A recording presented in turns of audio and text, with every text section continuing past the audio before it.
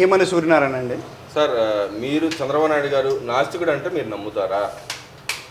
చంద్రబాబు నాయుడు గారు నాస్తికుడు అంటే ఒక తెలుగుదేశం పార్టీ క్రమశిక్షణ కార్యకర్తగా నేనే కాదు, 6 కోట్ల ఆంధ్రులే కాదు, ప్రపంచవ్యాప్తంగా ఉన్నటువంటి ఏ తెలుగు వారు కూడా నమ్మరండి. మరి లక్ష్మీపార్వతి గారు మాట్లాడుతూ ఉంది, అదే అన్ని మతాల్లో ఎవరన్నా తప్పు చేస్తే చంద్రబాబు నాయుడు లాంటి వ్యక్తిని పారదోతారు, ఆయన మీద కఠిన ఆంక్షలు విధిస్తారు. అదే హిందూ సమాజంలో ఎటువంటి నీతి నియమాలు ఏమి లేవు, ఎలా మాట్లాడినా ఏం చేసినా కూడా ఏం పీకలేరు, చెప్పుల మీద దేవుడు బొమ్మలు వేసుకుని తిరిగినా కూడా ఎవడో మాట్లాడతాను అన్న మాటలు మాట్లాడుతుంది. అంత నీచంగా కించపరిచే విధంగా మాట్లాడతాను ఎలా చూడొచ్చు అంటారు? ఇప్పుడు ఎదుటి వాళ్ళకి చెప్పే ముందు మన పరిస్థితి ఏంటి అనేది కూడా చూసుకోవాలి. గురువింద చందంగా మాట్లాడకూడదు. ఒక విషయం, ఇప్పుడు లక్ష్మీపార్వతి గారు హిందువా కాదా ముందు ఆవిడ తెలియపరచాలి. ఒకవేళ ఆవిడ హిందువు అయితే హిందూ ధర్మం పట్ల చంద్రబాబు నాయుడు గారు చేసిన ద్రోహం ఏంటో తెలియపరచాలా. తెలియపరిచిన తర్వాత ఆ ద్రోహం నిజమని ప్రూవ్ చేస్తే అప్పుడు ఆయన వెలివేయాలా లేదని ఆలోచించాలా. కనుక అసలు ఇక్కడ చంద్రబాబు నాయుడు గారు హిందూ ధర్మానికి ఏ ద్రోహం చేశారో ఆవిడ తెలియపరిచే దమ్ము ఉంటే తెలియపరచాలి కదా. తెలియపరిచిన తర్వాత ద్రోహం జరిగిందా కాదా అనేది విశ్వసించిన తర్వాత కదా బహిష్కరించాలా లేదా అనేది. కనుక అసలు ఏమీ లేకుండా వ్యక్తిగతంగా చంద్రబాబు నాయుడు గారి మీద ఆవిడకున్నటువంటి కక్ష సాధింపులతో ఆవిడ ఏదో మాట్లాడినంత మాత్రాన రాష్ట్రంలో ప్రజలెవరూ పట్టించుకునే అవకాశం లేదు. ఇంకొక పాయింట్ ఏంటంటే, అప్పుడప్పుడు పార్వతి గారికి ఇది ఒక కామన్ విషయం. ఎందుకంటే 2 సంవత్సరాలకు ఒకసారి, సంవత్సరానికి ఒకసారి నేను కూడా ఉన్నాను అని తెలియపోవడం కోసం ఏదో ఒక వివాదాస్పద కామెంట్ చేయడం ద్వారా ఆవిడ ముందుకు వస్తూ ఉంటుంది. ఎన్టీ రామారావు గారి కుటుంబ సభ్యులు కానివ్వండి అందరూ కూడా ఆవిడని ఎప్పుడో పక్కన పెట్టేశారు. అది తట్టుకోలేనటువంటి స్థితిలో ఆవిడ్ని బహిష్కరించారు కదా నా కుటుంబం. ఎన్టీ రామారావు గారి మరణానంతరం ప్రతి ఒక్కళ్ళని బహిష్కరించాలి, ప్రతి ఒక్కళ్ళని దేశ బహిష్కరించాలని మాట్లాడడం అనేది ఆవిడకే చెల్లుతుంది. అసలు ఆవిడ హిందువా కాదా, హిందూ ధర్మం పట్ల ఆవిడకున్నటువంటి భావజాలం ఏంటనేది ఆవిడ ముందు క్లియర్ పరచాలి. అంటే ఆమె మరి చంద్రబాబు నాయుడు గారు తీసి పక్కన పెట్టినా సరే హిందూ మనోభావాలు దెబ్బతీసే విధంగా మాట్లాడే తీరుని ఎలా, అంటే నీతి నియమాలు లేవు, వీళ్ళకి ఏం సిగ్గులత లేదు, ఏం జరిగినా ఒప్పుకుంటారనే మాటలు మాట్లాడతాను ఎలా చూడొచ్చు అంటారు? అదేనండి, ఇప్పుడు హిందువులు ఎవరు అట్లా మాట్లాడరు. ఇప్పుడు ఆవిడ హిందువు అయినప్పుడు హిందూ ధర్మంకి కూటమి ప్రభుత్వంలో కానీ చంద్రబాబు గారి నాయకత్వంలో కానీ జరిగిన అపచారం ఏంటో చెప్పాలి. వైసీపీ గవర్నమెంట్లో లాగా ఏమైనా రథాలు తగలబెట్టి అసలు ఎవరిని అరెస్టులు లేకుండా అదేదో పిచ్చివాడి చర్యగా చిత్రీకరించారా, లేకపోతే దేవాలయాల్లో విగ్రహాలు తలకాయలు తీశారా, దేవాలయాలకి వైసీపీ పార్టీ రంగులు వేశారా, వైసీపీ పార్టీ బ్యానర్లు కట్టారా, ఏం చేశారని కూటమి ప్రభుత్వంలో చంద్రబాబు గారి నాయకత్వంలో హిందూ ధర్మం పట్ల చేసినటువంటి అపచారాలు ఏంటో ముందు తెలియపరచాలి లక్ష్మీపార్వతి గారు. తెలియపరిచిన తర్వాత ఈ మాటలన్నీ అంటే వాటికి ఒక విలువ ఉంటుంది. అంటే ఇక్కడ ఒక పక్కన చూసి జగన్మోహన్ రెడ్డి గారు చూస్తుంటే అన్న పదే ఆయన మళ్ళీ కించపరిచే విధంగా మొన్న యాగం చేశాడు. యాగంలో లేస్తే కూర్చుంటే లెగలేని పరిస్థితిలో ఆ నాయకుడు ఉన్నాడు. ఓ పక్కన కొబ్బరికాయ అందియాల్సిన పరిస్థితి. మళ్ళీ పదే తప్పులు చేసినప్పుడు కూడా బ్రాహ్మణ సంఘాలు కూడా బ్రాహ్మణులు కూడా ఎందుకని ఆయన సపోర్ట్ చేస్తా ఇలా యాగాల్లో పిలుస్తున్నారంటారు. అక్కడ ఇప్పుడు ఇక్కడ ఒక చిన్న విషయం ఉందండి. ఆయన కూర్చుంటే లేవగలడా, లేవస్తే కూర్చోగలడా జగన్మోహన్ రెడ్డి గారు అనేది ఆయన వ్యక్తిగతం. అలాంటి వ్యక్తిగతమైన విషయాలకి వెళ్ళొద్దని చెప్పి మా పార్టీ క్రమశిక్షణగా మా నాయకుడు చెప్తాడు. లేవలేకపోతే వాళ్ళు అవన్నీ మాగావతలు లేపుతారు, పెద్ద ప్రాబ్లం కాదు. కానీ ఏదైనా హిందూ ధర్మంలో హిందూ ఆచారంలో ఒక చిన్న పూజా కార్యక్రమం చేసినా దంప సమేతంగా కూర్చుని చేయాలా. మరి ఆయన ఏనాడు జగన్మోహన్ రెడ్డి గారు పక్కన భార్యతో కూర్చుని చేయరు. రెండవ పాయింట్ ఇంకొకటి ఏంటంటే ఆయనకి హిందూ ధర్మం పట్ల హిందూ ఆచారాల పట్ల నిష్ట ఉన్నట్టు ఎక్కడ కనబడాలి. ఎందుకంటే ఏం చేసినా కూడా ప్రతి పూజలో ప్రతి దినాల్లో కూడా ఏదో ఒక చిన్న తప్పిదం చేస్తాడు. అది తప్పిదం అని చెప్పి కనుక సమాజం ఫోకస్ చేసి నిలదీస్తే పేటీఎం బ్యాచ్ని దింపి నోటుకు వచ్చినట్టు పిచ్చిగా మాట్లాడిస్తాడు. ఇంకొక పాయింట్, సరే బ్రాహ్మణుల దగ్గరికి ఎవరు పూజ చేయించుకోవడానికి వచ్చినా సంకల్పం ఉంటారండి. ఆ సంకల్పం ఏ వ్యక్తి చేసుకుంటున్నాడో ఆ వ్యక్తి గోత్రనామాలు జరిగి అతనికి మంచి జరగాలని చెప్పడం అనేది బ్రాహ్మణ వైదిక ఆచార ధర్మం. ఆ ధర్మం ప్రకారం వాళ్ళు చేశారు. కానీ ఇక్కడ చేసుకునే వ్యక్తికి ముందు ధర్మం పట్ల గౌరవం ఉండాలి, హిందూ ధర్మం పట్ల ఆచారాల పట్ల వ్యవహారాల పట్ల గౌరవం ఉండాలి. ఆ గౌరవాన్ని వైసీపీ అధినేతగా జగన్మోహన్ రెడ్డి గారు ఏనాడు చూపించలేదు.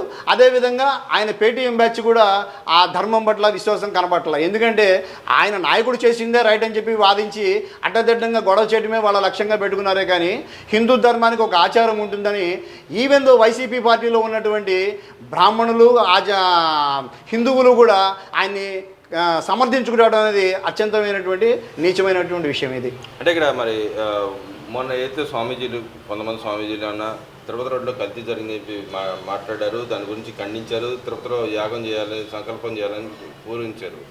కొంతమంది వైసీపీలో ఉన్న కొంతమంది ఏదైతే బ్రాహ్మణ సంఘాలు కానీ మిగతా సంఘాలు కానీ వాళ్ళు అసలు తిరుపతిలో లడ్డు కల్తీయే జరగలేదని వాళ్ళు మళ్ళీ మేము దేశయాత్ర దేశం మొత్తం తిరుగుతాం, నియోజకవర్గం మొత్తం తిరుగుతాం అని చెప్పి వాళ్ళు మాట్లాడుతాను. ఏది నిజం ఉందంటారు దీంట్లో? నిజంగానే ఎవరి మాట నమ్మాలంటారు? ఇక్కడ ఒక విషయం అండి, తిరుపతిలో కల్తీ లడ్డు జరిగిందా, లడ్డు కల్తీ జరిగిందా లేదనేది ప్రపంచవ్యాప్తంగా తిరుమల తిరుపతి కలియుగ వాసుడు, కైగులుగ వైకుంఠవాసుడు, శ్రీనివాసుడు, కళ్యాణ వెంకటేశ్వర స్వామి వారిని భక్తులు పూజించే ప్రతి భక్తుడికి తెలుసు. ప్రపంచవ్యాప్తంగా 210 దేశాల్లో ఉన్నటువంటి వెంకటేశ్వర స్వామి భక్తులందరికీ తెలుసు. కల్తీ జరిగింది అక్షర సత్యమని సుప్రీంకోర్టు వేసినటువంటి సిట్ నివేదికలో చెప్పింది. అలాగే మైసూర్లో నేషనల్ అకాడమీ ఆ పదార్థాలని ల్యాబ్ టెస్ట్లో చేసి కల్తీ జరిగిందని చెప్పింది. అలాగే ఎన్డీడీబీ నివేదికలో కల్తీ వచ్చింది. పలు నివేదికల్లో కల్తీ జరిగింది వాస్తవం అనేది అక్షర సత్యం. ఇంకొక విషయం అండి, అసలు పాలే ప్రొక్యూర్మెంట్ చేయకుండా తిరుమల తిరుపతికి లడ్డూకి నెయ్యి సప్లై చేయాలంటే ఆ డైరీ ఫామ్కి 4 లక్షల లీటర్ల పాలు ప్రొక్యూర్ చేసేటువంటి అర్హత కలిగి ఉన్నటువంటి డైరీ ఫామ్కి లైసెన్స్కి పర్మిషన్ ఇవ్వాలి, నెయ్యి సప్లై చేయడానికి ఆర్డర్స్ ఇవ్వాలి. కానీ మరి సుబ్బారెడ్డి గారు టీటీడీ చైర్మన్గా ఉన్నప్పుడు ప్రత్యేకంగా ఆయన ఒక సమావేశం ఏర్పాటు చేసి ధర్మకర్తల మండలి అందులో తీర్మానం చేసి ఎటువంటి పాలు ప్రొక్యూర్మెంట్ చేయకుండా నెయ్యి సరఫరాకి ఎలాగా ఆర్డర్ ఇచ్చారు. అంటే పాలు లేకుండా నెయ్యి ఎలా వస్తుంది, అది కెమికలైజ్డ్ నెయ్యి, కృత్రిమ పదార్థాలు వారు తయారు చేసే నెయ్యి అని స్పష్టంగా నివేదికలో వచ్చింది. సుబ్బారెడ్డి గారు కూడా ఒప్పుకున్నారు. మరి వైసీపీ పార్టీ కానీ దాని అధినేత కానీ దాని పేటీఎం బ్యాచ్ కానీ కల్తీ జరగలేదని ఎట్లా చెప్తారు? ఒక పాయింట్. ఈ కల్తీ జరిగింది వాస్తవం కనుక దాని నుంచి తప్పించుకోవడానికి పేటీఎం బ్యాచ్ రప్పా అంటూ బుకాయిస్తూ అదరగండం చేస్తుంది. ఈ అదరగండం చేసే చర్యని ఏదైతే పీఠాధిపతులు మఠాధిపతులు ఉంటారో వాళ్ళకి పార్టీలతో సంబంధం లేదు, వాళ్ళు సర్వసంగ పరిత్యాగులు, వాళ్ళకి కేవలం హిందూ ధర్మ పరిరక్షణ మాత్రమే వాళ్ళ ఏకైక లక్ష్యం. ఆ లక్ష్యం కోసం వాళ్ళు ఈ వాస్తవాన్ని సమాజం ముందుకు తీసుకెళ్ళడానికి సిద్ధమయ్యారు. సిద్ధమైనప్పుడు ఇక్కడ వైసీపీ నుంచి కూడా మన విజయవాడలో ఇక్కడ వెల్లంపల్లి శ్రీనివాస్ గారు, మల్లాది విష్ణు గారు, విజయవాడ అపూర్వ సహోదరులు, అవినీతి సహోదరులుగా పేరు పొందిన వీళ్ళిద్దరూ ఒక చర్చా వేదిక పెట్టి వాళ్ళు కూడా కొంతమంది స్వామీజీ వేషధారంలో కూర్చోబెట్టి వాళ్ళు మేము 175 నియోజకవర్గాలకు తిరిగి ప్రజలందరి దగ్గరికి తీసుకెళ్ళి వాస్తవాలు చెప్తున్నారు. రండి, తప్పులేదు, హ్యాపీగా రండి, మేము కూడా 175 నియోజకవర్గాలు మీతో పాటు వస్తాము. అదేవిధంగా ఏదైతే హిందూ ధర్మ పరిరక్షణ కోసం స్వామీజీలు, పీఠాధిపతులు, మఠాధిపతులు వచ్చారో వాళ్ళు వస్తారు. అప్పుడు మీ అసలు ఇంకా బయటపడుతుంది సమాజానికి. 175 నియోజకవర్గాల్లో బయటపడమే మాకు కూడా కావాలి. రండి, ఏ విధంగా కల్తీ జరగలేదు మీరు చెప్తారు. ఎన్డీడీబీ నివేదికలో కల్తీ జరగలేదని చెప్తారు. సుప్రీంకోర్టు వేసిన సిట్ నివేదికలో 560 పేజీల పుస్తకంలో 36వ పేజీలో ఇచ్చిన నివేదిక మీకు కనబడలేదా? ఆ పేజీ చింపేసుకున్నారా మీరు? మీ పేటీఎం బ్యాచ్ మీరు దీని అంశం మీద మాట్లాడేటప్పుడు ఆ పేజీ చింపేశారా, లేకపోతే ఆ పేజీలో లాస్ట్ నివేదిక చదవలేదా? స్పష్టంగా ఇచ్చారు. అసలు పాలు ప్రొక్యూర్మెంట్ లేకుండా నెయ్యి ఎలా వస్తుంది మీరు మాత్రమే చెప్పగలుగుతారు. ఆ విషయంగా మీరు ఖచ్చితంగా దీన్ని ప్రజల వద్దకు చేర్చుకోవాల్సిన సమయం ఆసన్నమైంది. మీరు రండి, మీరు కూడా వస్తే స్వామీజీలు వస్తారు ధర్మ పరీక్షణ కోసం, మేము కూడా వస్తాం ప్రతి నియోజకవర్గానికి. నియోజకవర్గాల్లో ప్రజలే చెప్తారు మీరు చేసిన అవినీతి గురించి, మీరు చేసిన కల్తీ గురించి ప్రజలే మీకు అర్థమయ్యేది చెప్తారు. మరి ఈరోజు ఏదైతే కమిటీ ఏకసభ్య కమిషన్ ఈ రోజు నుంచి ఇన్వెస్టిగేషన్ చేయబోతుంది, ఆయన కూడా వాళ్ళ తిరుపతి వెంకటేశ్వరం దర్శించుకుని చేయబోతున్నారు, దాన్ని ఎలా చూస్తారు? నిజంగానే న్యాయం అంటూ బయటకు వస్తుంది అంటారు ఇప్పటికైనా? ఒకటండి, ఇప్పుడు ఏకసభ్య కమిషన్ కూటమి ప్రభుత్వం ఏదో వైసీపీకి వ్యతిరేకంగానో లేదా వాళ్ళకి వ్యతిరేకంగా వేసింది కాదు. ఏదైతే సిట్ నివేదికని పరిశీలించినటువంటి సుప్రీంకోర్టు గైడ్లైన్స్ ప్రకారమే ఏకసభ్య కమిషన్ వేయడం జరిగింది. ఏకసభ్య కమిషన్ కూడా ఎవరు? మాజీ సీఎస్ దినేష్ కుమార్ గారిని ఏకసభ్య కమిషన్గా వేసింది. అదేంటి, అంతర్గతంగా డిపార్ట్మెంటల్ ఎంక్వైరీ టైప్ అనమాట. డిపార్ట్మెంటల్ ఎంక్వైరీలో రాజకీయ నాయకులుగా ఉన్నటువంటి బోర్డు చైర్మన్ను, మెంబర్లు, వీళ్ళతో పాటు ఇంకా ఎవరు పెద్దలు ఉన్నారు వీళ్ళ వెనకాల దమ్ముధైర్యంగా, వీళ్ళతో పాటు ఎటువంటి ఉద్యోగస్తులు ఏ స్థాయిలో ఏ రకమైన అవినీతికి పాల్పడడం ద్వారా లడ్డూలో నెయ్యి కల్తీ జరిగింది అనే అంశం మీద దర్యాప్తు చేయడానికి ఏకసభ్య కమిషన్ వేశారు. ఆయనకి ఇవాళ నుంచి ప్రారంభించాల్సిన అవకాశం ఉంది కనుక స్వామివారి దర్శనం చేసుకుని శాస్త్రోక్తంగా ఆయన ఒక పద్ధతి ప్రకారం హిందూ ధర్మం పట్ల పరిరక్షణ కోసం గౌరవంతో ఆయన విచారణ స్టార్ట్ చేస్తారు. ఆ విచారణలో ఖచ్చితంగా వాస్తవాలు వస్తాయి. ఎక్కడ ఏ ఉద్యోగి ఏ స్థాయిలో ఏ విధమైనటువంటి అవినీతికి పాల్పడ్డారు, ఏ ఉద్యోగి అలాంటి బలవంతంగా అవినీతి చేయడానికి ఎవరు ప్రోత్సహించారు, ఏ నాయకులు భయపెట్టారు, మొత్తం అన్ని విషయాలు నివేదికలో స్పష్టంగా వస్తాయి.